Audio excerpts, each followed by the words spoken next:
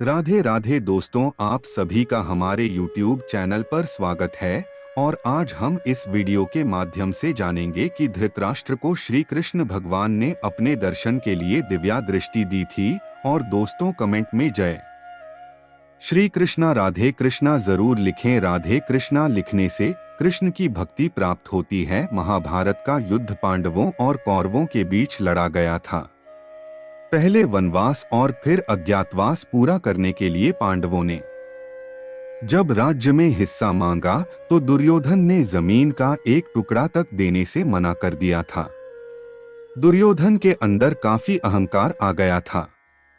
उसने सुई की नोक के बराबर भी भूमि देने से मना कर दिया, जिसके परिणामस्वरूप महाभारत युद्ध लड़ा गया। यह युद्ध कितना विनाशकारी होगा, इसका अंदाजा किसी को नहीं था बजाय भगवान श्री कृष्ण के। श्री कृष्ण युद्ध की विभीषिका का पहले से आभास था। ऐसे में उन्होंने युद्ध टालने का अंतिम प्रयास किया। श्री कृष्ण पांडवों के दूत बनकर दुर्योधन को समझाने के लिए हस्तिनापुर पहुंचे। वहां उन्होंने दुर्योधन को बहुत समझाया कि वह पांडवों को 5 गांव ही देकर संधि कर ले, परंतु हठधर्मी दुर्योधन ने उनकी सब बातें अस्वीकार कर दी। इतना तक तो ठीक था, लेकिन दुर्योधन अहंकार में इतना चूर था कि उसने श्री कृष्ण को पकड़कर कारागार में डालने का निश्चय कर लिया। दुर्योधन की यह बात जानकर श्री कृष्ण ने अपना विराट रूप प्रकट किया। उन्होंने दुर्योधन से कहा, हे मूर्ख दुर्योधन, तू मुझे अकेला मान रहा है, इसलिए मेरा तिरस्कार कर रहा है। तू मुझे पकड़ना चाहता है, यह तेरा अज्ञान है। अब मैं तुझे अपना वास्तविक स्वरूप दिखाता हूं। इसके बाद भगवान श्री कृष्ण ने अपना विराट रूप धारण कर पूरे ब्रह्मांड को चकित कर दिया।